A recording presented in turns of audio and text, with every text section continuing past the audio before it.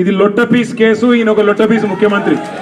ఏది కాదు వీళ్ళతోని ఏం చేయరాదు. పరిపాలన చేత కాదు. ప్రజలకిచ్చిన హామీలు నెరవేర్చే దమ్ము లేదు. అందుకే దద్దమ్మ రాజకీయంతో ఇవాళ తప్పించుకునే ప్రయత్నం చేస్తా ఉన్నారు. మొన్ననే మన నాయకుడు పెద్దలు తెలంగాణ సాధించిన నాయకుడు కేసీఆర్ గారిని కమిషన్ ముందుకు పిలిచిండు. అంతకుముందు హరీష్ రావు గారిని కమిషన్ ముందుకు పిలిచిండు. ఆయనకున్నదంతా ఒకటే షోకు. ఇప్పుడు నేను నెల రోజులు జైలున్నా లుచ్చా పని చేసి వీళ్ళని కూడా పెట్టాలి ఒక కొన్ని రోజులు, అదొక్కటే ఆయన షోకు. ఆయనకున్న పైశాచికానందం అదొక్కటే. సాడిస్టులు ఉంటారు చూడు కొంతమంది, నాకు దక్కంది ఎవరికి దక్కద్దు అన్నట్టు, నాకు జరిగింది నీకు కూడా జరగాలన్నట్టు ఆయన ఎట్టి పరిస్థితుల్లో కొన్ని రోజులు జైల్లో పెడదామన్నది ఆయన షోకు. అందుకే నేను ఇలా అధికారులకు కూడా చెప్పిన, మీకు పైకి వెళ్ళి రావచ్చు ఆదేశాలు. ఇప్పటికే దబ్బన వస్తే పెడితే పెట్టుకోర్ర పోయి ఏముంది, మీరు పంపితే కూడా 15 రోజులు పోయేస్తా, ఏమున్నది, మంచిగా రెస్ట్ తీసుకొని వస్తా అని చెప్పిన. ఇప్పుడు కూడా మళ్ళీ చెప్తున్నా, తప్పు చేయలేదు, తలదించుకునే పని ఎంత మాత్రం చేయలేదు.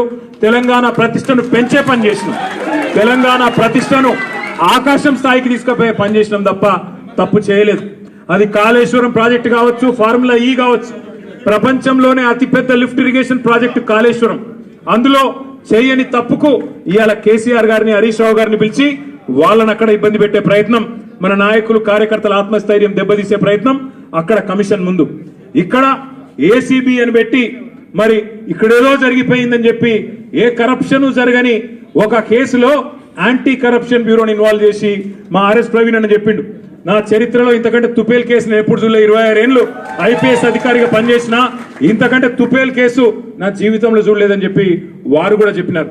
అంటే ఇట్లాంటి కేసులు పెట్టి ఏదో సాధిస్తాను రేవంత్ రెడ్డి గారు అనుకుంటున్నాడు. నేను రేవంత్ రెడ్డికి చెప్పేది ఒకటే, నా మీద ఇప్పటికే 14 కేసులు పెట్టినావు, ఇంకో 1400 కేసులు పెట్టుకో, అవసరమైతే జైల్లో పెట్టుకో, ఏమన్నా చేసుకో, భయపడేది లేదు. తెలంగాణ కోసం ఆనాడు జైలుకు పోయినాం, ఇవాళ అవసరమైతే తెలంగాణ ప్రతిష్టను పెంచడానికి తీసుకున్న ఒక నిర్ణయం వల్ల మళ్ళీ జైలుకు పోవాల్సి వస్తే కూడా భయపడేటోడు ఎవడు లేడు. నీ ఉడత ఊపులకు ఎట్టి పరిస్థితుల్లో భయపడం. నేను మిమ్మల్ని అందరినీ కోరేది ఒకటే, ఇదేంటంటే డైలీ సీరియల్ లెక్క అయిపోయింది. ఎట్లా అంటే ఒకరోజు పిలుచుడు, కూర్చోబెట్టుడు, 9 గంటలు ఆడ కూర్చోబెట్టి ఛాయ్ తాగిపించి ఏం చెప్తాం సార్, ఇక మాకు పైకి వెళ్ళే ఆదేశాలు ఉన్నాయి, ఏం చేయాలని పాపం వాళ్ళు కూడా ఇక ఏం చేయాలో తెలియక అడిగిందే అడుగుతాను. అందుకే నేను మీకు కూడా రిక్వెస్ట్ చేసేది ఒకటే, మనం అందరం కూడా కాన్సన్ట్రేషన్ చేయాల్సింది, మనందరం కూడా పార్టీగా ఆలోచన చేయాల్సింది, దృష్టి సారించాల్సింది 2-3 పనుల మీద. ఒకటి, ఖచ్చితంగా మరి మనం రాబోయే స్థానిక సంస్థల ఎన్నికల్లో ఒక్కొక్క ఊర్లో బరి గీసి లైన్ గీసి ఒక్కొక్క కాంగ్రెస్ పార్టీ నాయకుని ఫుట్బాల్ ఆడు ఎట్లా కాంగ్రెస్ పార్టీని చిత్తుగా ఓడగొట్టాలి లోకల్ బాడీ ఎలక్షన్ లో, దాని మీద దృష్టి పెడదాం.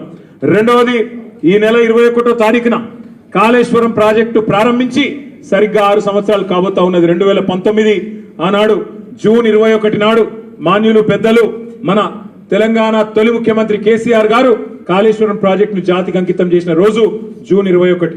మరి ఆ రోజు కూడా సార్ను అడిగి మనం పార్టీగా ఒక నిర్ణయం తీసుకొని ఏం చేసి మళ్ళీ ఒక్కసారి కాళేశ్వరం గొప్పదనం ప్రజలకు చెప్దాం, ఆలోచన చేయాల్సిన బాధ్యత మన మీద ఉంది. రాష్ట్ర వ్యాప్తంగా కొంత కార్యక్రమం చేయాల్సిన బాధ్యత కూడా మన మీద ఉంది.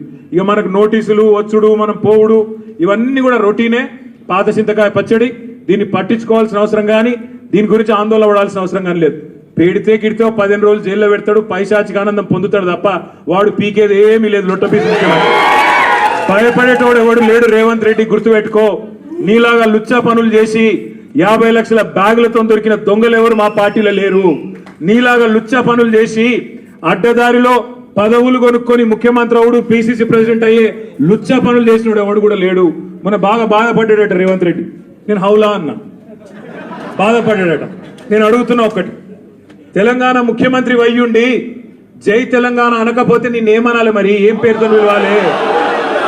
తెలంగాణ ముఖ్యమంత్రి అయ్యుండి తెలంగాణ రాష్ట్రాన్ని ప్రతిరోజు కించపరిస్తే నేనేమని పిలవాలి?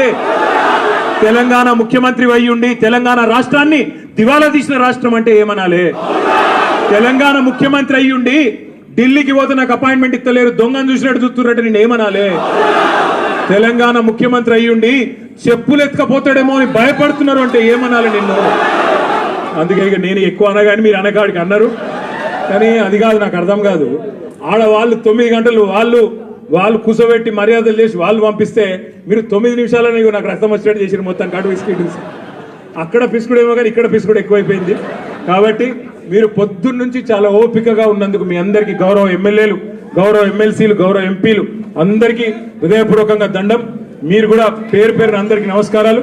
జై తెలంగాణ, జై తెలంగాణ, జై కేసీఆర్, జై కేటీఆర్ నాయకత్వం.